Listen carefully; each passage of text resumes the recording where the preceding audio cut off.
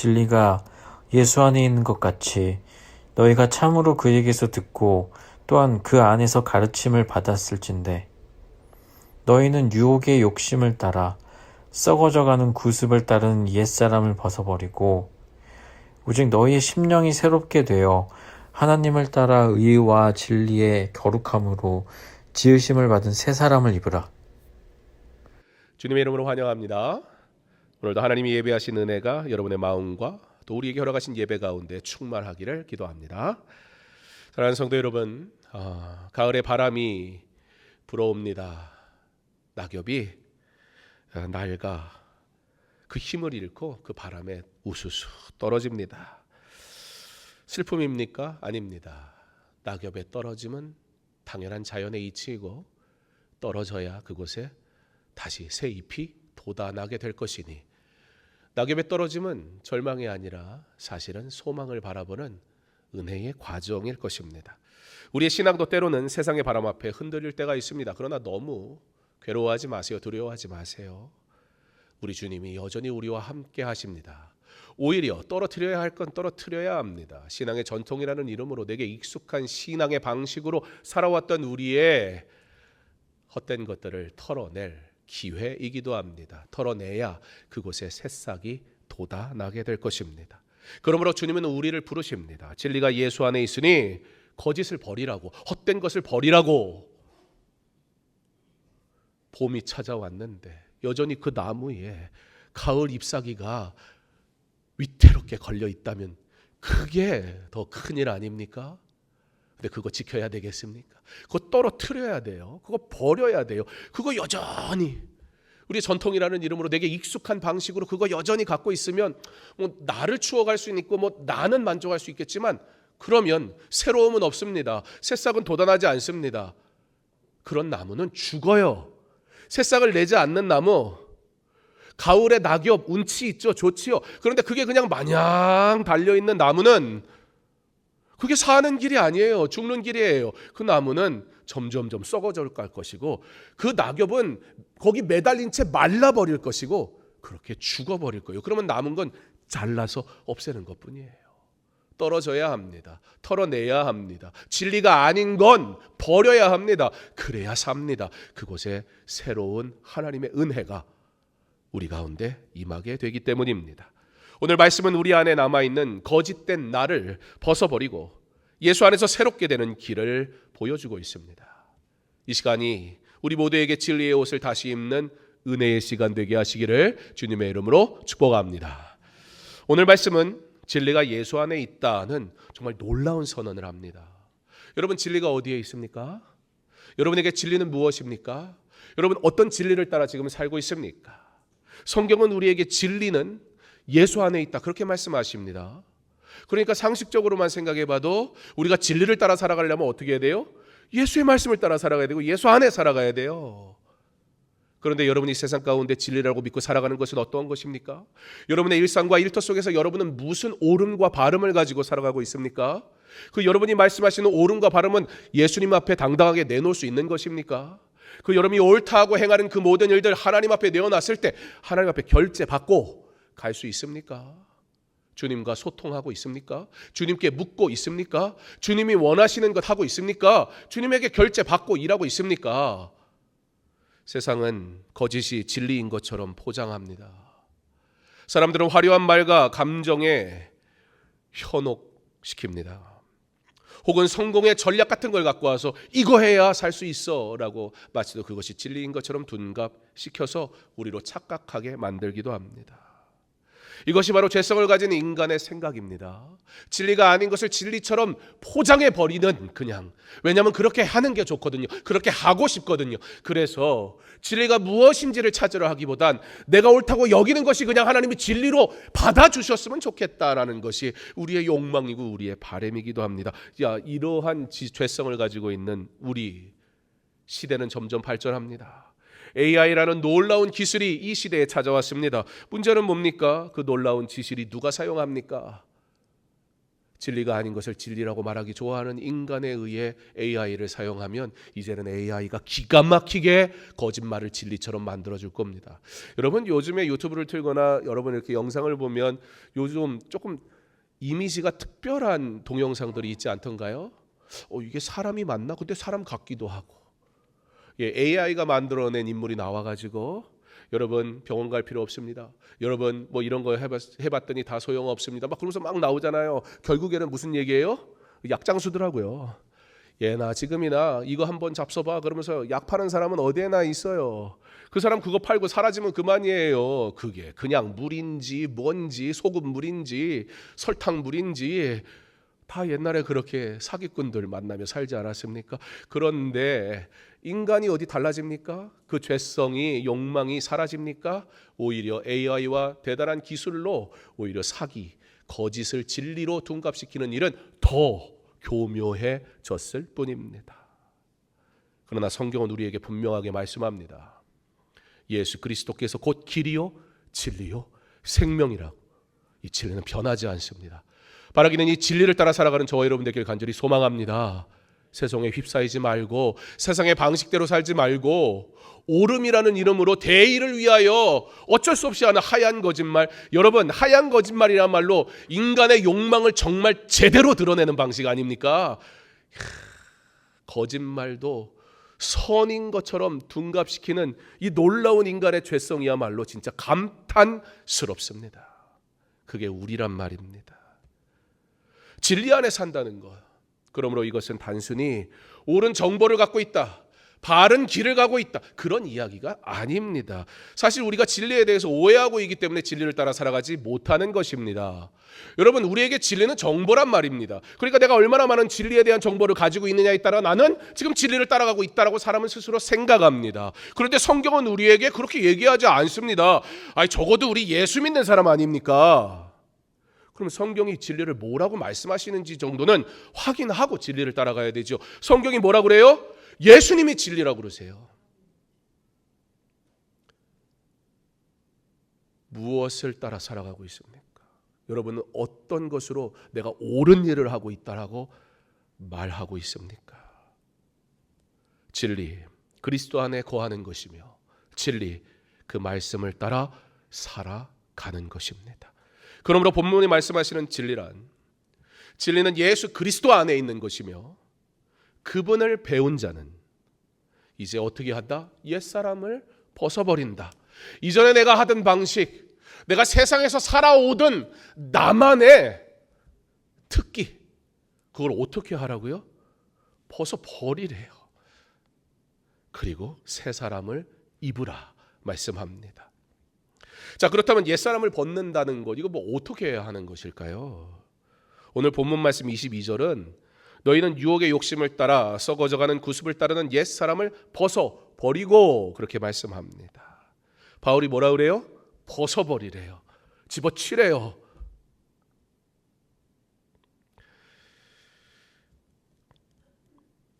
예수님, 나를 불쌍히 여기시고 나를 고쳐주세요. 앞을 볼 수 없는 시각장애인이 예수님이 오셨다는 소식을 듣고 그 예수님을 간절히 만나기를 원합니다. 예수님이 인기가 많았습니다. 안 그렇겠습니까?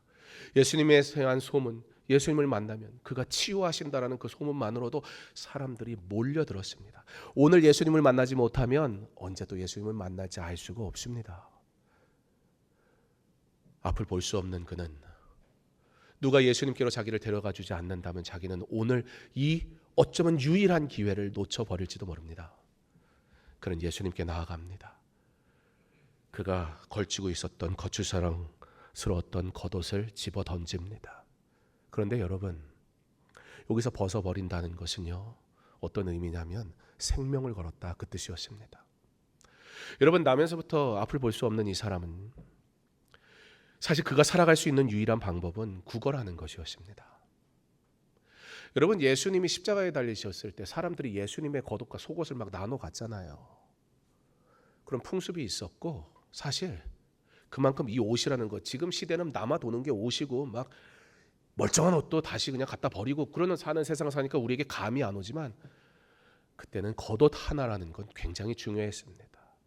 사막의 날씨, 우리처럼 추운 겨울이 있는 것은 아니지만 급속도로 떨어지는 그 온도 차이 속에 사람이 영상에서 얼어 죽을 수가 있습니다. 찬 이슬이 내립니다. 지붕이 없고 집이 없어서 거리에서 그 하루를 버텨내야 되는 거리는 그 겉옷이 유일하게 자기의 체온을 막아주고 그리고 비와 그리고 바람으로부터 자기를 보호해 줄 수 있는 유일한 보호막이었습니다. 오늘 그가 그것을 던졌다는 것은 지금 예수님 만나는 것 이거 아니면 나는 아무 소망이 없다 그 뜻이었습니다. 예수님을 만나기 위해 그것을 벗어 던집니다. 앞을 볼 수 없는 그가 그것을 벗어 던졌다는 것은 누군가 그에게 그 옷을 집어다 다시 덮어주지 않는다면 그는 오늘 그날 밤에 어떻게 될지 모릅니다. 그러나 우리가 아는 것처럼 그 겉옷을 갖다 줄 가능성은 적습니다. 누군가 자기의 것으로 취할 것입니다. 어차피 장애가 있는 사람은 그 시대에 저주받은 인생이라고 생각했으니 별로 긍휼히 여기는 마음을 가질 필요도 없었으니까요. 그에게 벗어 던진다는 것은 만약에 고침을 받지 않는다면 이거 어떡합니까? 믿음이 없으면 불가능한 얘기입니다. 예수를 믿는 믿음, 예수가 진리라는 이 믿음, 그 믿음 앞에 벗어 던져야 되는데 우리도 그 거린과 같이 앞을 못 보는 영적으로 무감각한 우리도 주저하고 있지 않습니까? 이거 벗어 던지면 여러분의 겉옷은 무엇입니까? 세상의 권세입니까? 물질입니까? 자랑입니까? 성공입니까? 그것을 덜터엎고 있는 우리 지금 그것을 벗어 던지고 주님께로 나가야 되는데 진리가 주님이라고 말씀하지만 실상은 세상에서 살아가면서 어떻게 성경이 말씀하시는 진리대로 살아요? 그럼 나 죽을 텐데요. 그런데 그런 우리를 향해 주님은 말씀하십니다. 그거 벗어버리라고. 옛사람을 벗어버리고 새 옷을 입으라고. 누가 지어주시는 옷? 주님이 지어주시는 옷 말입니다. 그런데 신뢰가 안 되는 거예요. 예수는 믿지만 주님 따라갈 수가 없는 거예요. 이거 진짜 벗었다가 그래서 예수님이 그의 믿음을 칭찬한 것입니다. 사람들은 불쌍한 사람 도와줬는데 예수님 무슨 믿음을 갑자기 칭찬해. 믿음이 없으면 벗어 던질 수가 없었습니다. 옛사람 예수를 믿음으로 새 사람이 되어 하나님의 자녀가 되어 하나님의 영광을 위해 사는 자로 부름 받았지만 여전히 나의 습관과 나의 습성, 나의 전통 그대로 살아가면서 이거 벗어버리라는 그 말씀이 사실 오늘 불편하게 들리지 않습니까? 아이고 또 성경대로 살라고 하는구나. 교회에 오면 좀 복 받는다, 잘 산다, 건강한다 이런 얘기 좀 해줬으면 좋겠는데 자꾸 뭐 벗어버리라고 그러고 포기하라고 그러고 잃어버리라고 하니 아이고 감자 한 15개 먹은 것 같이 그냥 돌아가야 되나.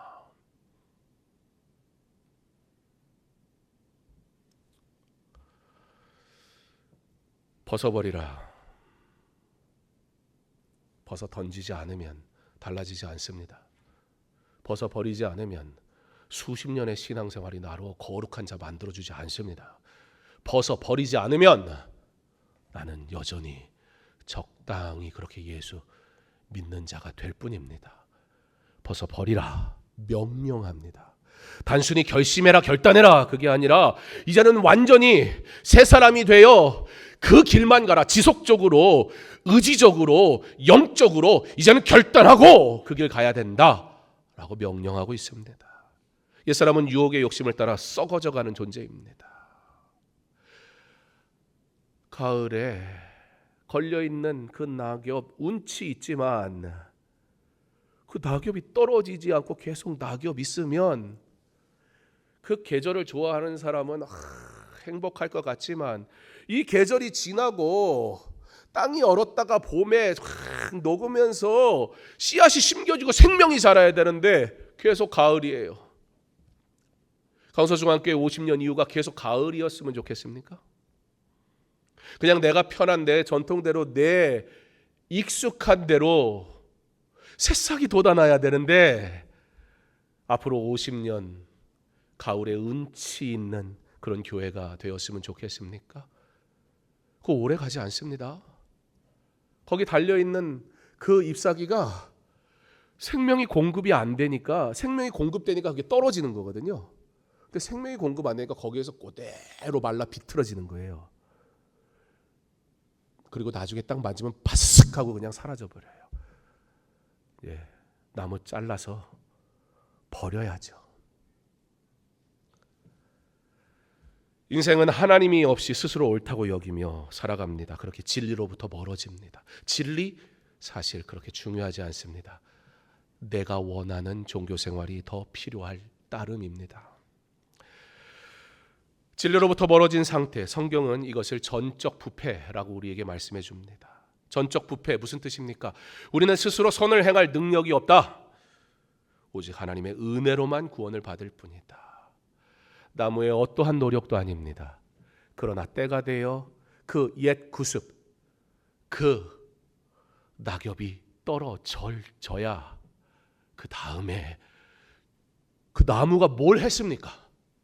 하나님이 바람을 부르시고 계절을 바꾸시고 비를 뿌리시고 땅에 뿌리가 견고하게 내리게 하셔서 다시 그 나무에서 푸르른 잎사귀가 나게 하신다. 나무의 실력이 아닙니다. 그러나 버려야 할 것을 버릴 때 새 옷을 입게 되는 것입니다. 그러므로 옛사람을 벗는다는 거 좀 더 나은 사람 되자 그런 얘기 아닙니다. 그냥 뭐 나쁜 습관 이런 거 좀 고쳐야지 그런 얘기도 아닙니다. 그러나 옛사람을 벗는다는 것은 복음 앞에 내 자아를 십자가에 못 박는 겁니다. 가을의 나무가 자기의 모든 것을 다 잃어버려요. 자기의 존재가 완전히, 자기의 자아가 완전히 부정돼요. 그때 거기에 새싹이 나는 거예요.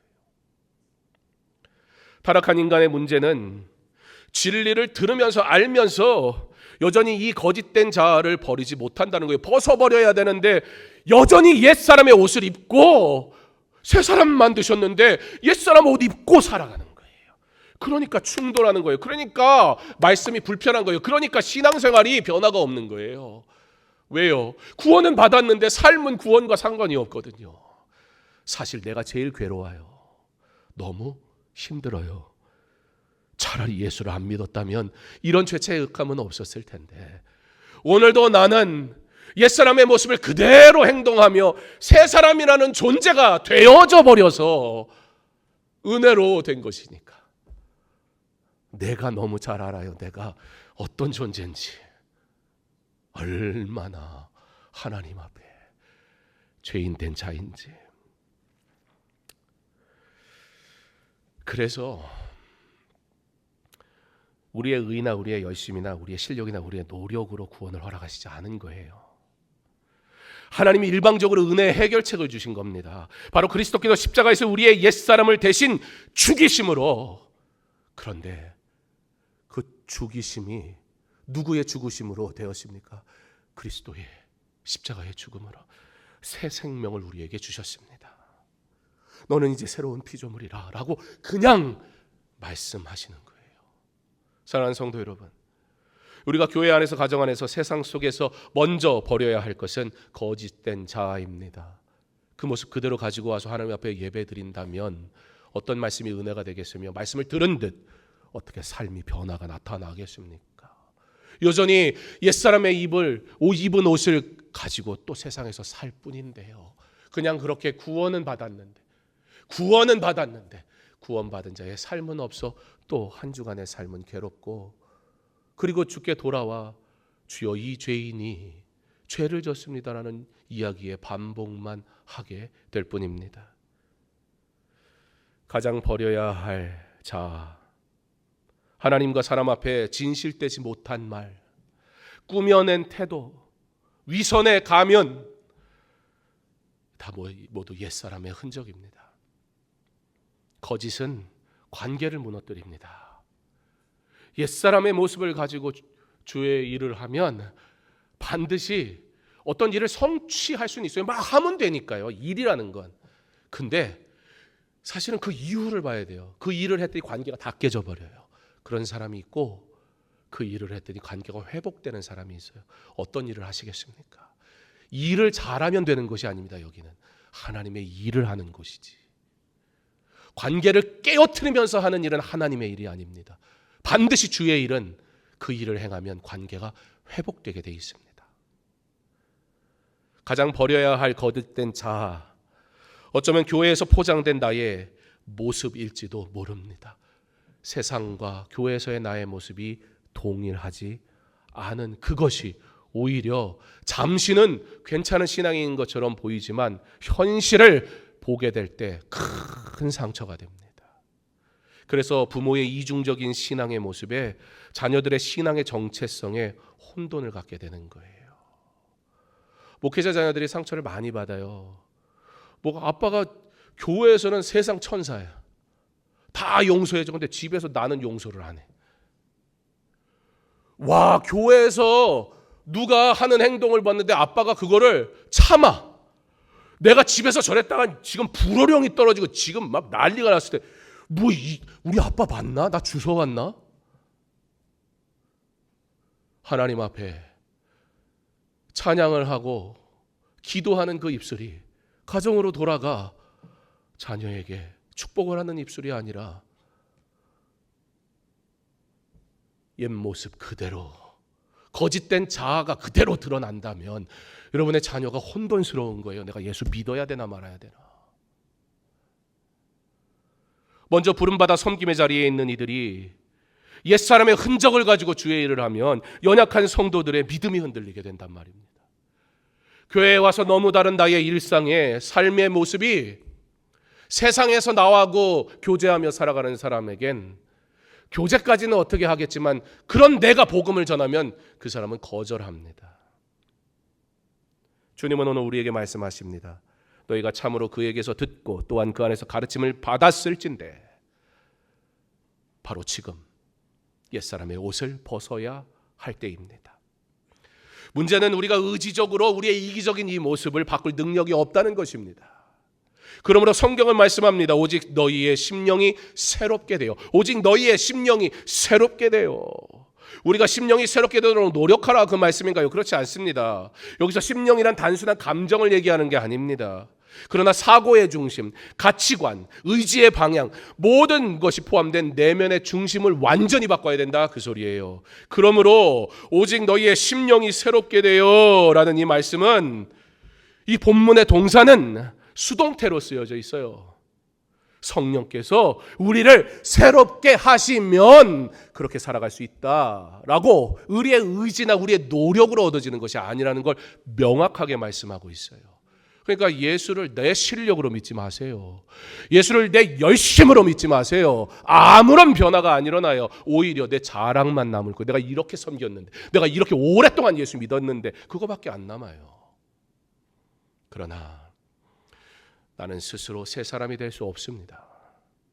다만 기도와 말씀으로 성령의 조명 아래 서 있을 때 성령께서 나의 만짐을, 내 마음을 만지시면 내가 새롭게 되는 줄 믿습니다. 우리의 겉사람은 후패하나 우리의 속사람은 날로 새로워지도다. 말씀 앞에 설 때 우리는 자신 안에 거짓을 보게 될 것입니다. 다른 이의 실수, 다른 이의 문제, 다른 이의 연약함을 보던 내 눈이 말씀과 기도로 그 심령이 변화되어 새롭게 되고 나니까 드디어 장님과 같았던 내 영혼이 내 문제, 내 실수, 내 연약함은 보지 않았던 그 영혼이 그 심령이 변화가 되고 나니까 성령께서 보게 하시니까 피로써 보이는 거예요. 나의 추악함이 말입니다. 그런데 어찌 회개를 안 할 수가 있습니까? 어찌 교만할 수가 있습니까? 뭐 자랑할 게 있겠습니까?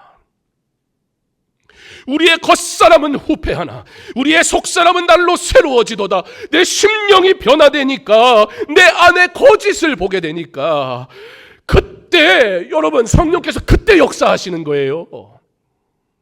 내가 뭔가 멋있는 남이 하지 않는 무엇인가를 이루었을 때 야 괜찮은 일꾼인데 하고 하나님이 복 주시는 게 아니라 주님 내가 죄인 중에 괴수입니다. 심령의 변화를 받고 나니까 바울이 자기가 나름 하나님의 영광을 위해 사는 줄 알았잖아요. 그래서 예수쟁이들 내가 다 잡아 죽이겠다고 다메섹으로 가는 중에 사울아 사울아 어째요 내가 나를 박해하느냐. 사울은 몰랐어요. 자기가 꿈에도 하나님 앞에 이런 행동을 하는 존재라는 거 깨닫지 못했어요. 그의 눈에는 예수를 믿는 그리스도인들이 눈의 가시였고 이들을 잡아 죽이는 것이 하나님의 영광이라고 생각했단 말이에요. 열심히 살았어요. 그런데 예수님이 그의 마음을 만지십니다. 그가 일시적으로 그 밝은 빛 앞에 눈을 멀게 되고 아무것도 볼 수 없게 됩니다. 그때에 비로소 심령이 변화를 받으니까 바울이 보게 된 거예요. 내가 죄인이구나. 내가 죄인 중에 괴수구나. 주님 어떻게 합니까? 주님 나 어떻게 합니까? 내 안에 있는 이 추악함과 더러움을 보지 못하면 우리는 무섭게 주의 영광을 위한 이름으로 하나님의 뜻이 아닌 일을 하게 되어져 버립니다. 내 안에 거짓을 보게 될 때, 바로 그때 성령께서 나를 새롭게 하시오.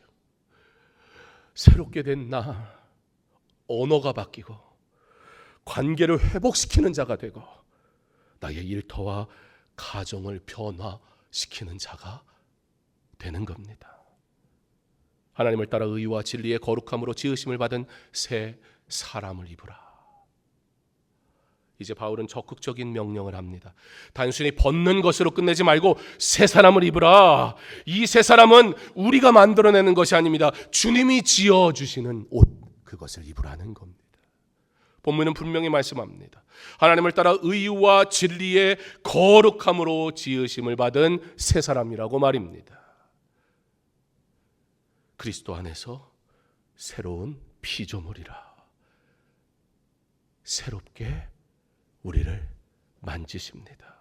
그게 바로 구원받은 저와 여러분의 모습인 것입니다. 이 새로운 사람, 새 옷을 입고 살아가는 삶은 그러므로 의의 삶을 삽니다. 관계 속에서 정직과 공의를 행하는 것이 삶의 이유가 된단 말입니다. 진리의 삶을 삽니다. 말과 행동이 일치하는 삶을 삽니다. 여기서의 신앙생활이 여러분의 일터에서의 모습이어야 되고 여러분의 일터의 모습이 이곳에서의 모습이어야 합니다. 만약에 이곳에서의 모습을 여러분의 일터에서 나타나기가 어렵다면 일시적이지만 바꿔서 해보세요. 여러분이 세상에서 사는 방식대로 교회에서 그냥 하십시오.